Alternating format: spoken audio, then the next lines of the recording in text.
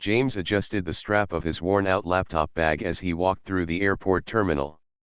It was one of those busy afternoons where every corner of the airport seemed alive with voices, footsteps, and announcements echoing from the loudspeakers. Families rushed with kids pulling small colorful suitcases, business travelers tapped on their phones as they hurried to their gates, and tired passengers searched for empty seats in the waiting areas. James moved carefully through the crowd, trying not to bump into anyone. He had been traveling for work almost every week now, and the routine of airports had become familiar to him. He found a spot near the big glass windows and sat down. From there he could see planes lined up on the runway, their tails pointing like arrows in different colors and designs. His own flight was delayed by 2 hours, something he had grown used to. James pulled out his phone, but instead of checking emails or scrolling social media, he just sat back and took in the view. Traveling wasn't something he enjoyed, but it was something he had to do. His job as a consultant meant moving from city to city, helping companies fix problems, and then returning home only to pack again. As he sat there, his attention was drawn to a woman struggling with her suitcase near the escalator. She looked professional, dressed neatly in a dark suit, but the bag seemed heavier than she expected. The wheels kept twisting the wrong way, and she almost stumbled as she tried to pull it onto the moving steps. Without thinking twice, James stood up and walked over. "Do you need a hand with that?" he asked kindly, his voice calm and steady. The woman looked up, surprised for a moment, then gave a small smile. "Yes, please. Thank you." James lifted the bag with ease, carrying it to the top of the escalator while she followed. When they reached the flat floor, he placed the bag gently beside her. "There you go," he said, smiling politely. She nodded with gratitude. "I appreciate that. Some days these bags seem heavier than usual." James chuckled softly. Airports have a way of making everything harder than it should be. The woman smiled again, though there was something about her that felt different. Her eyes were sharp, like they were always observing, always taking in details around her. She had a calm presence, yet it was clear she wasn't the kind of person who missed much.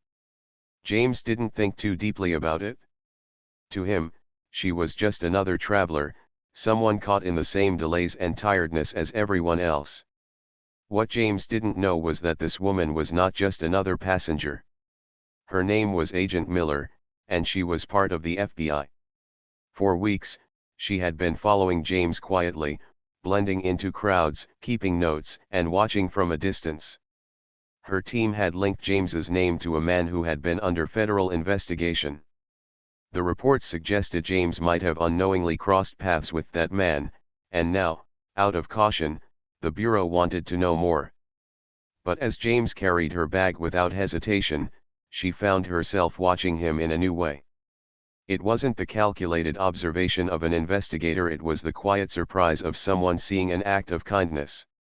She had expected him to walk by, like many people do when they see a stranger struggling. Instead, he helped. That simple act made her pause inside, even though she didn't show it on her face. After helping her, James walked back toward the seating area near the gate. His steps were calm, and he didn't glance back to see if she followed. But as fate would have it, when he sat down again, the woman found herself heading to the same gate. She chose a seat 2 chairs away, pulling her bag close. James gave a polite nod. "Looks like we're on the same delayed flight," he said lightly. She smiled. "Seems so. I suppose we'll be waiting here for a while." There was a short pause before James added, "Traveling for work or for family?" "Work," she answered simply, keeping her words measured. She was used to controlling conversations, giving only as much information as she wanted. James nodded. "Same here. Though sometimes I feel like I live in airports more than my own home." He said it with a small laugh, but there was a truth behind his words. The long hours, the constant travel, and the empty hotel rooms were often tiring. Agent Miller watched him carefully. His tone was open, his expression genuine. She had read reports that painted him as a possible risk, but here in front of her was a man who seemed more weary than dangerous. Around them, the airport buzzed with life. A child cried near the snack shop, a group of teenagers laughed loudly as they looked at photos on their phones, and a man in a business suit argued quietly on a call. James leaned back, letting out a small sigh. He pulled out a book from his bag, one with a worn cover that showed it had been read many times. Agent Miller noticed it but didn't comment. Instead, she observed the way he treated people, always polite, never impatient, never careless. For James, the delay was just another ordinary inconvenience. For Agent Miller, it was another opportunity to see the man she had been tracking up close. Yet the longer she watched, the more questions she had. Was he really the person her reports described? Or was he just an ordinary man caught in the wrong web of connections? As the minutes turned into an hour, their small talk continued. James told her about how his mother used to call him every time he traveled, reminding him to eat properly and rest well. She still thinks I'm 15, he joked softly. Even though I'm almost 40. Agent Miller gave a short laugh, but her eyes remained thoughtful. This was not the kind of story a guilty man would share so easily. James, meanwhile, didn't sense the weight of her thoughts. He just saw a fellow traveler, someone to share a few kind words with during the long wait. He had no idea that behind her calm smile was a badge, a mission, and a file with his name on it. By the time the announcement came again, Flight 728 is delayed another 30 minutes. James simply shook his head with patience. Another delay, he said. I guess the universe wants us to sit here a little longer. The woman smiled faintly. Maybe so, she replied, though in her mind, she knew this time was not just coincidence. Every extra minute gave her more reason to question the story she had been told about James. And as they sat there, two strangers waiting for the same flight, only one of them knew the truth, that this meeting was no accident. James leaned back in the uncomfortable airport chair, trying to find a position that didn't make his back ache. The loudspeaker had just announced yet another 30-minute delay, and groans spread through the waiting passengers. He looked over at the woman he had helped earlier. She was sitting calmly, her bag by her side, eyes fixed on the big digital screen listing the arrivals and departures. She glanced at him, and their eyes met for a second. James gave a polite smile, the kind strangers share when they're stuck in the same situation. To his surprise, she smiled back, a little warmer this time. Looks like we're going to be here for a while, James said. Seems like it, she replied. Her voice was calm, even, but also careful, like someone who always measured her words. James tapped the book on his lap. At least I brought something to read. Though sometimes it feels like reading in an airport is impossible. Too many distractions. The woman nodded. I usually try to read too, but I end up watching people instead. Airports are interesting places. You can see all kinds of stories unfolding here. James chuckled. That's true. You can tell who's traveling for business, who's going on vacation, who's tired of flying, and who's flying for the very first time. It's like a moving picture of life. She studied him quietly. His words were simple, but they showed awareness. He noticed people. He paid attention. That was something she had seen over the past weeks as she followed him, though he never knew she was there. So, do you travel a lot? She asked, keeping her tone casual. James sighed and nodded. More than I'd like. My job sends me from city to city. I fix problems for companies, consulting, advising, sometimes training staff. I enjoy the work itself, but the travel wears me out. Sounds tiring, she said softly. It is. The hardest part is missing home. I live alone, but I have family nearby. I miss dinners with them, simple weekends, things like that. There was a pause, and then he added, "Funny thing is, people often think traveling makes life exciting. But the truth is, sometimes it feels lonely.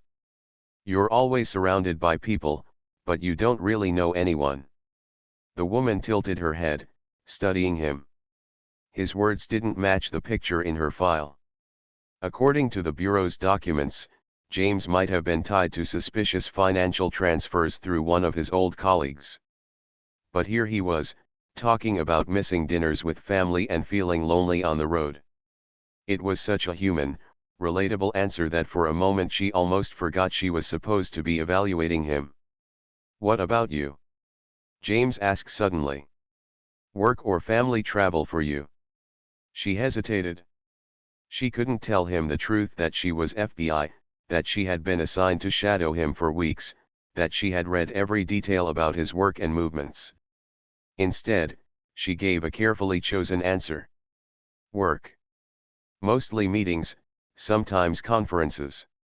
"Nothing too exciting," she said. James smiled knowingly.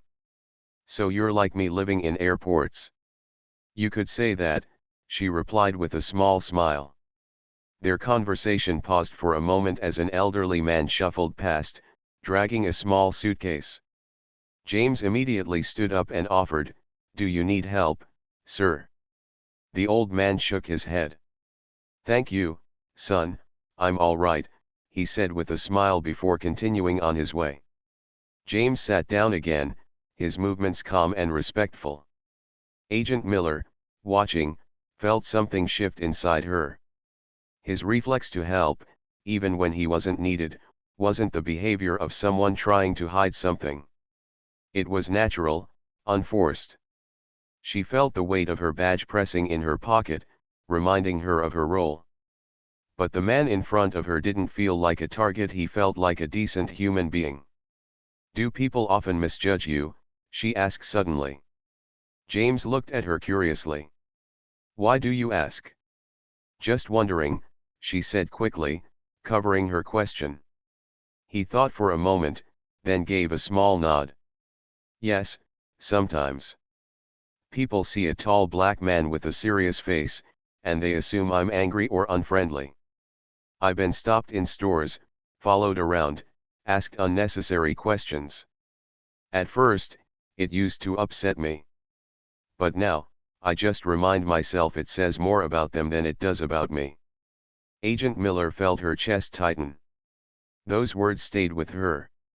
In her world, she lived by suspicion. Every detail could mean danger, every stranger could be hiding something. But hearing James speak about being misjudged hit differently. He was describing exactly what she was doing to him, without knowing it.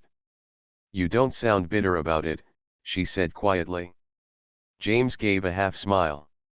"I try not to be.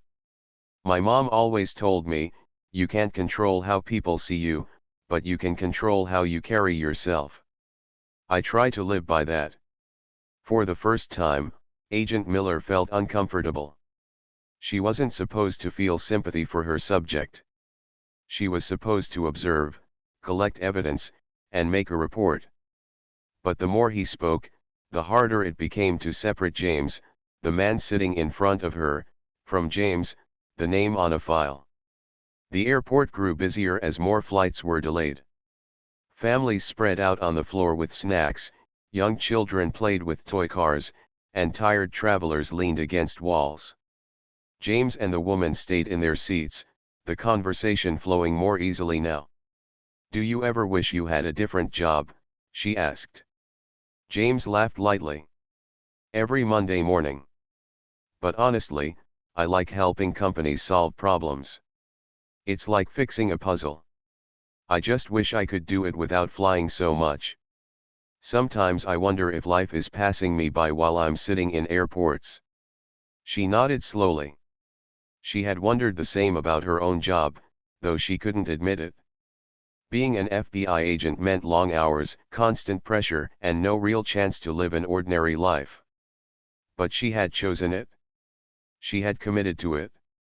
As their conversation stretched on, Agent Miller felt her doubts grow.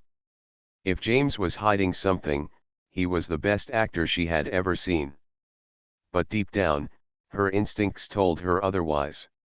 His honesty, his kindness, his calm nature, none of it fit the profile of a man involved in dangerous activity. Still, she kept her face neutral. "It must be hard to always be away from home," she said. "It is," James agreed. "But I try to make the best of it. I talk to my family every chance I get. And sometimes I meet interesting people along the way." He smiled gently, and she felt the meaning behind his words. For a moment, Agent Miller almost forgot who she was. She was just a woman in an airport, talking to a kind stranger. But then she remembered she wasn't here by accident. She was here because the bureau told her to be. She looked at him, and a quiet thought crossed her mind: what if they were wrong about him? The airport was buzzing now with the kind of tension only delayed flights can bring. People muttered, checked their phones, and paced back and forth. James, however, stayed seated, his calm presence standing out among the restless crowd. He glanced at the woman again, noticing the way she was quietly observing him. She wasn't just watching casually, there was focus in her eyes, a kind of intensity that felt almost like she could see right through him. He gave a polite nod, and she returned it, though her expression didn't change.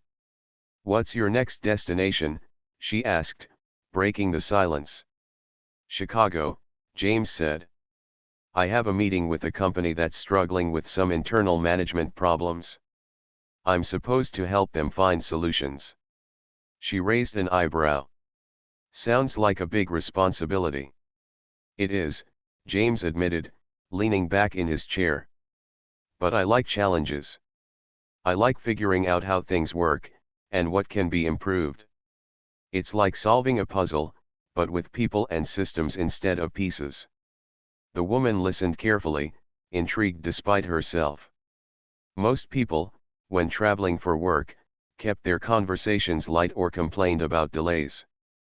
But James spoke with a quiet confidence, a thoughtful patience that suggested he took life seriously, but didn't let it weigh him down.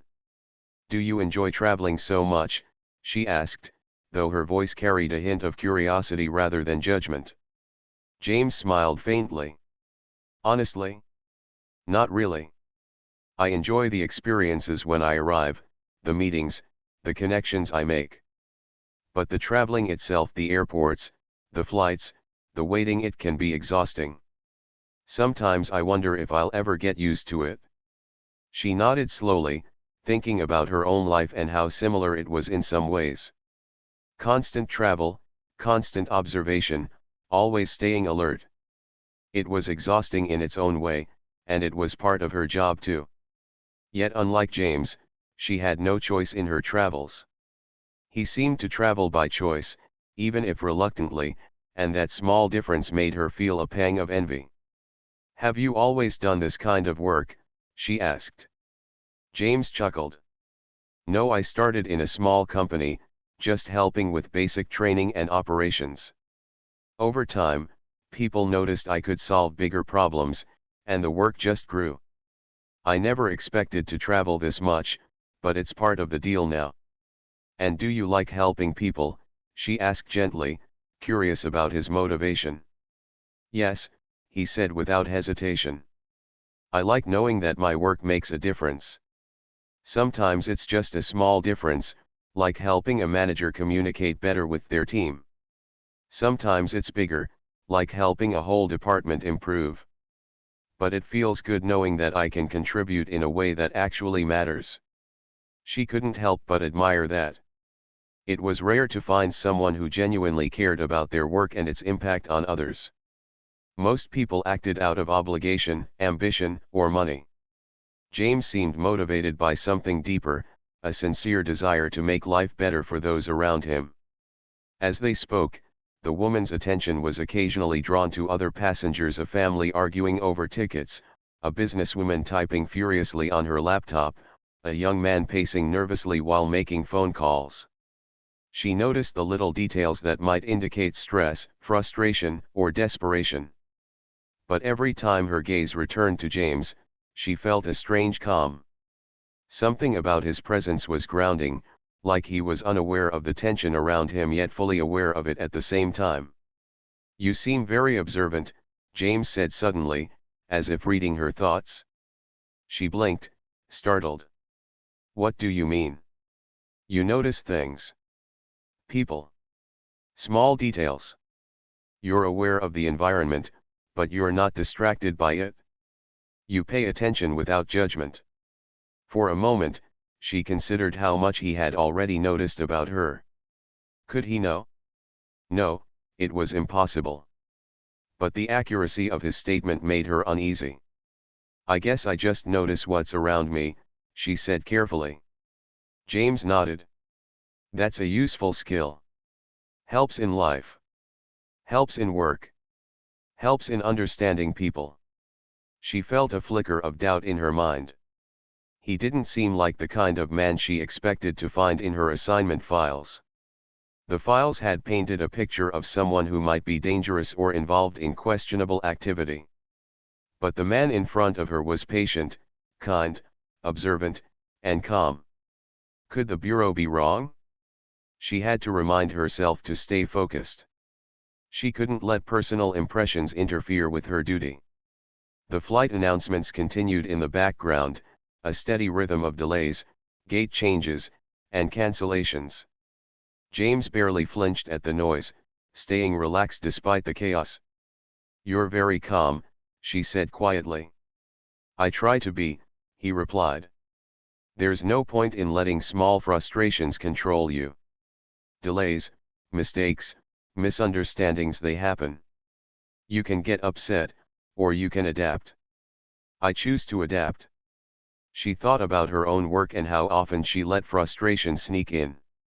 Sometimes, the smallest detail being off could ruin an entire day. Yet here was James, sitting calmly, radiating a quiet strength that was hard to ignore.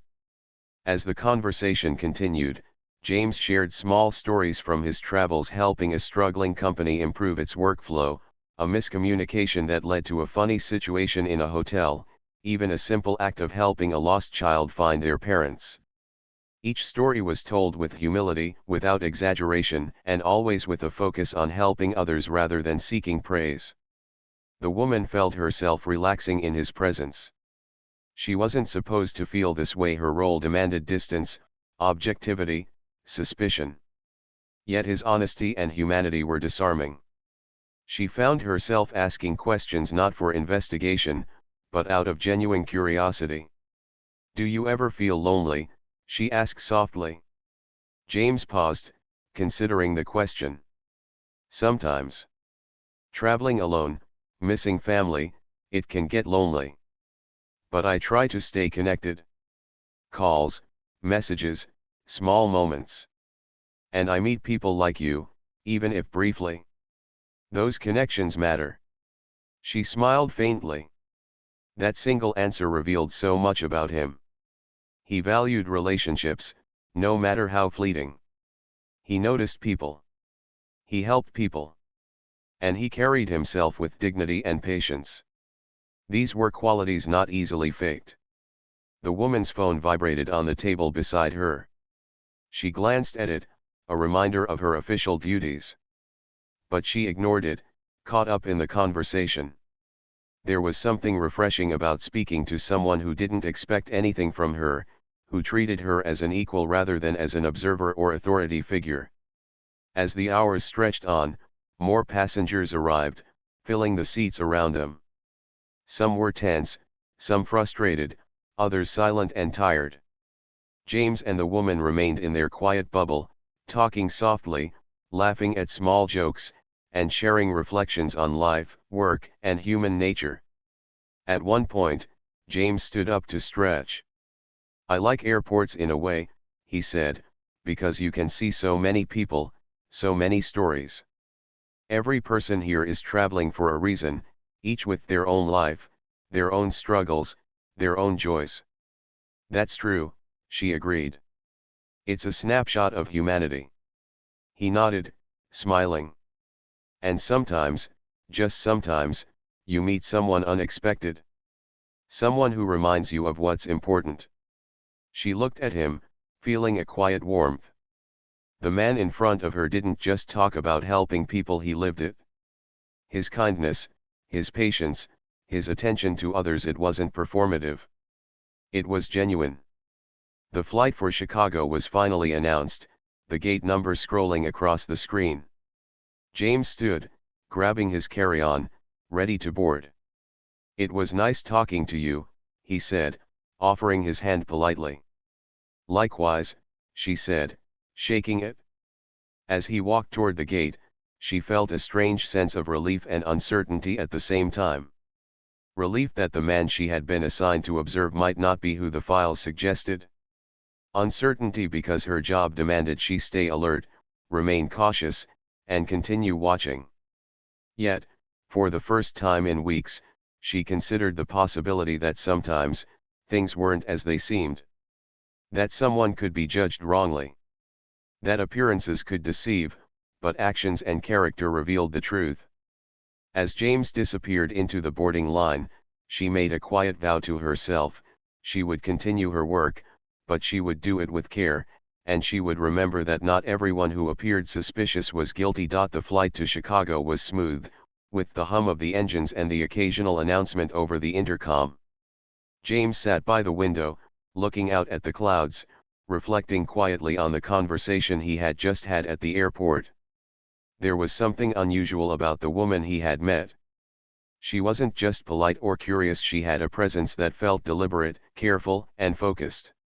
Yet, at the same time, she had a warmth that made the encounter surprisingly pleasant. He couldn't quite place her, but he appreciated the conversation.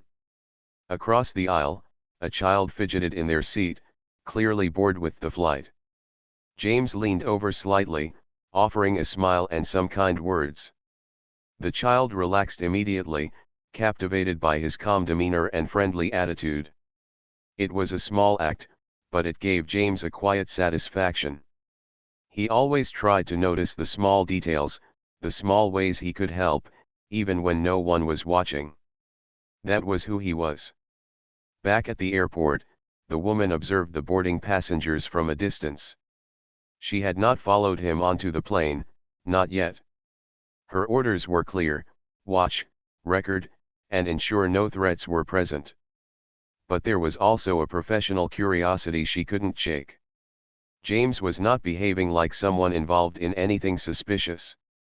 He carried himself with integrity, politeness, and careful observation. Still, her training reminded her not to let personal feelings interfere. She had to stay objective.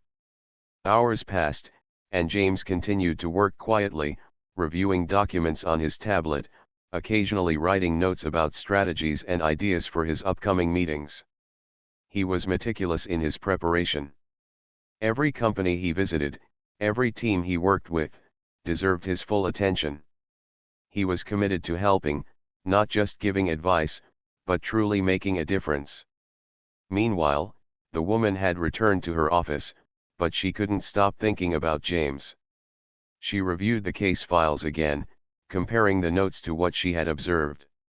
Everything seemed off.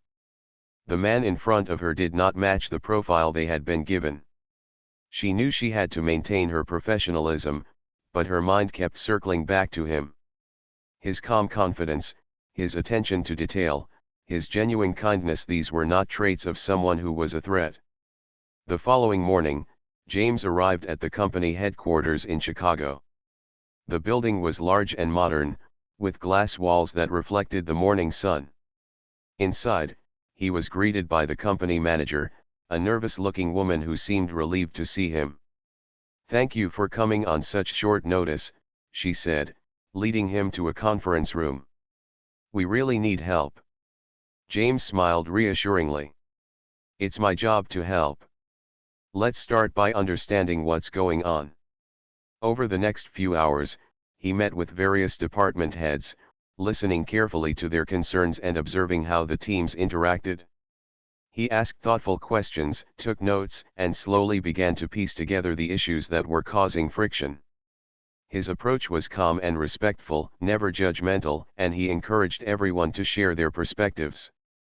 From the corner of the room, the woman watched through a small, discreet camera feed. She had positioned herself in a nearby office, officially on surveillance duty, but unofficially she was watching with a growing sense of admiration. James was exactly as she had seen at the airport, calm, observant, helpful, and respectful.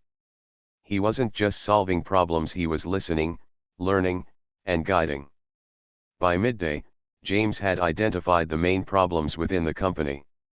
Miscommunication, unclear roles, and lack of trust had caused conflicts and slowed progress. He explained his observations to the managers, suggesting small, practical changes that could make a big difference. His tone was gentle but confident, and he provided clear examples of how adjustments could improve productivity and team morale. The managers listened intently, nodding and taking notes. Some even smiled, visibly relieved to have someone capable and understanding addressing their challenges. James had a unique way of putting people at ease while guiding them toward solutions. It wasn't just his expertise, it was his approach, his ability to connect with people authentically. During a short break, James stepped into the hallway to make a call. The woman, still watching discreetly, noticed how he spoke calm, polite, and focused. Even in mundane tasks, he exuded professionalism. He wasn't distracted by small interruptions or noise. She realized that his attention to detail wasn't limited to his work, it extended to every aspect of his day. Later in the afternoon, James returned to the conference room. He gathered the team together for a final discussion. "I know change can be difficult," he said gently, "but small steps, taken consistently, can lead to big improvements. Trust each other, communicate clearly, and remember that every person's contribution matters." The managers nodded, some smiling with newfound hope. James handed out a simple plan, outlining steps for communication improvement, role clarity, and trust-building exercises. "It's a starting point," he explained. "It's up to you to implement it, but remember you're not alone. I'm here to support you." The woman watched as James left the building later that afternoon. He waved politely to the staff, who waved back with genuine smiles. She couldn't deny that he had made a difference. Her doubts about his profile were growing stronger. He didn't act like the person they had described in the files. He was honest, kind, and effective. That evening, James returned to his hotel, tired but satisfied. He reflected on the day, considering how much progress had been made. Change was never easy, but the first steps had been taken. He made a few notes for follow-up actions and then relaxed, enjoying a quiet dinner in the hotel restaurant. Meanwhile, the woman continued her surveillance from afar, reviewing her notes and video feeds. She had to report back to her superiors, but she knew her report would be unusual. James was not just another subject to monitor, he was someone who defied the assumptions. His actions contradicted the profile they had been given. She realized that judging him based solely on files and rumors would have been a mistake. The next morning, James prepared for another round of meetings. He was scheduled to visit different departments, speak with employees individually, and continue assessing the company's needs. His methodical approach allowed him to uncover underlying issues that others had missed. He treated each person with respect, listening carefully, and offering practical suggestions without being condescending. The woman followed discreetly, keeping a safe distance. She couldn't interact with him directly, her role demanded observation, but she wanted to ensure he was safe and that the company environment remained stable. The next few days passed quickly. James moved from department to department, meeting employees and managers, listening carefully, and offering practical advice. Every step he took was measured, thoughtful, and intentional. He didn't rush people or push solutions without understanding the root of the problems. Instead, he asked questions, observed interactions, and encouraged teamwork.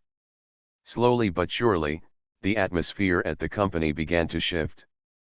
People were more open, collaborative, and willing to try the small changes James suggested.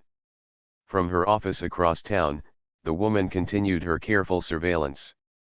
She reviewed her notes, watched video feeds, and monitored the company's progress. The more she watched James, the more she realized that he wasn't the man they had expected. He was honest, hardworking, and genuinely concerned about helping others. It became clear that he was not involved in anything illegal or suspicious. In fact, he was quietly making the lives of everyone around him better. On the fourth day, James was invited to have lunch with the company executives. It was a small, informal gathering, but it gave him the chance to discuss larger strategic plans and long-term goals. The executives were nervous at first, unsure of what to expect, but James immediately put them at ease. He spoke plainly, without jargon, and offered concrete suggestions that could realistically be implemented. He emphasized the importance of teamwork, trust, and clear communication, reminding everyone that progress came from small steps taken consistently. The woman observed the lunch discreetly. She noticed how James listened to each person, giving them space to express their ideas while gently guiding the conversation toward productive solutions. He didn't dominate the discussion or make anyone feel inferior. Instead, he empowered the team, making them feel valued and respected. She had seen many professionals in her work, but few had the combination of skill, empathy, and patience that James displayed. After lunch, James returned to his meetings. He spent time with individual employees, asking about their roles, challenges, and goals. He was patient and attentive, making sure everyone felt heard. He took detailed notes and developed small action plans tailored to each department. His approach was methodical, but it also showed a personal touch. Employees started to trust him, sharing insights and concerns they had never expressed before. By late afternoon, the woman decided it was time to step closer. She moved quietly through the building, keeping to the shadows and observing James in person. She wanted to confirm what she had already concluded from the video feeds: James was genuine, trustworthy, and focused on helping. She felt a mix of relief and admiration. The man she had once watched as a potential suspect was, in reality, someone who made a positive difference in the lives of those around him. James noticed movement from the corner of his eye but didn't feel threatened. He was always aware of his surroundings, trained to remain calm and observant, yet he also had an intuitive sense about people. When he saw her, he recognized professionalism in her stance and demeanor. He didn't react with suspicion or fear. Instead, he simply nodded politely, acknowledging her presence without judgment. The woman, standing just a few steps away, finally revealed herself. "James," she said gently, her voice calm and measured. "I'm Agent Carter with the FBI. I've been observing you over the past few days. I need to speak with you directly." James raised an eyebrow, slightly surprised but not alarmed. "I see," he replied. "I wasn't expecting this. Is there a problem?"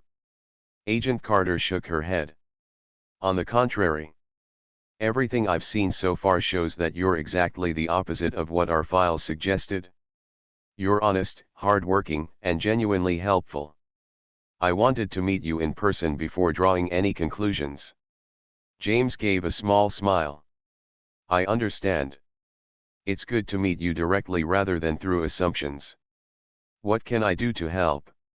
They walked to a quiet corner of the building, away from the staff, and talked privately. Agent Carter explained her role, the reason for her surveillance, and the mistaken information that had prompted her to watch him.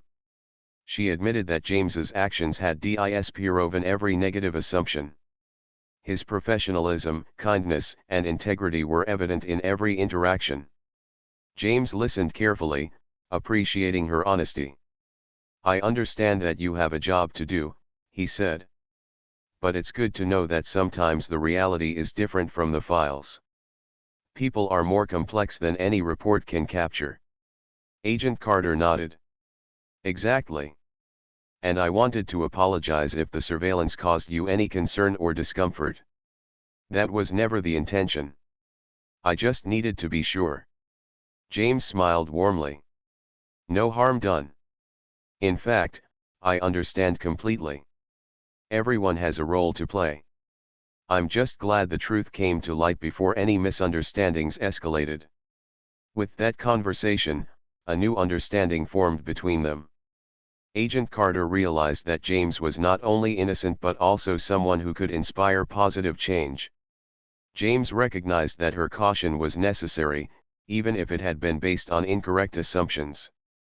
Both respected each other's professionalism and intentions. The following day, James presented a final report to the company executives. He summarized his observations, the progress made, and recommendations for sustaining improvement. He emphasized practical steps, teamwork, and open communication. The executives listened carefully, taking notes and asking questions. They were impressed with his insights and the clarity of his recommendations. Later, as he prepared to leave the city, James reflected on the experience. He realized that sometimes people are judged unfairly based on incomplete information. Assumptions can lead to misunderstandings, but actions, integrity, and consistent behavior reveal the true character. He felt satisfied knowing that he had helped the company, guided its employees toward better collaboration, and upheld his own values. Agent Carter, observing from a distance, updated her report to her superiors. She acknowledged the mistaken assumptions, highlighted James's integrity, and noted the positive impact he had on the company. She also reflected on her own approach, realizing the importance of observing fully and being open to what the facts revealed. When James finally left Chicago, he did so quietly and without fanfare. He returned to his regular life, carrying with him the satisfaction of having helped others, improved a company, and demonstrated integrity in every action. He knew that every interaction mattered, that kindness and professionalism left lasting impressions, and that staying true to one's values could overcome misunderstandings. In the weeks that followed, the company continued implementing James's recommendations. Employees communicated more clearly, managers collaborated more effectively, and the overall environment improved significantly. Productivity increased, and morale was higher than it had been in years. James's influence, though brief, left a lasting mark. Agent Carter occasionally checked in on the company's progress, satisfied that her initial observations were accurate. She had been prepared to see something suspicious, but instead, she had witnessed genuine integrity and professionalism. Her respect for James grew, as did her appreciation for the lessons learned through careful observation and open-mindedness. James, unaware of her ongoing interest, continued his work in other cities, helping organizations, guiding teams, and making subtle but meaningful changes. His actions were not about recognition or reward, they were about doing the right thing, helping others, and leading by example. His reputation, quiet and understated, spread naturally among those he had assisted. Eventually, Agent Carter reached out directly, not in an official capacity, but as someone who wanted to acknowledge the positive influence James had. She expressed her respect for his character and thanked him for setting an example that went beyond mere instructions or expectations.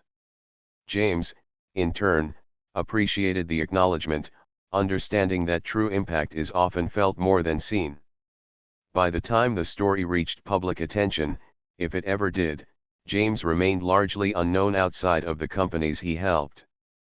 But those who had worked with him remembered him vividly: the calm, steady guidance, the genuine interest in people's success, and the ability to make complicated problems seem manageable. His influence was subtle, but it was lasting. The woman, Agent Carter, reflected on her experience with James often. It reminded her that not every profile or report could capture the complexity of a person. Human behavior could surprise even the most experienced professionals. She realized that actions, more than assumptions, revealed the truth. In the end, the story was about more than just mistaken surveillance. It was about integrity, empathy, and the quiet power of helping others. James exemplified those qualities, demonstrating that kindness, patience, and skill could create real change. His encounter with Agent Carter showed that understanding and respect could bridge gaps, even when initial assumptions were wrong. When James finally returned home, he didn't brag or seek attention. He continued to help in his own way, believing that every action mattered, no matter how small. And somewhere, Agent Carter carried the story with her, a reminder that true character cannot be judged from files or assumptions. It is revealed in deeds, in calm presence, and in the consistent effort to do what is right. The story closed not with dramatic confrontation or revelation, but with quiet acknowledgement. James had lived his values, made a difference, and unknowingly taught even trained professionals a valuable lesson about judgment, observation, and human integrity. In that simple, understated way, he left a legacy of kindness and professionalism that touched lives far beyond his aim.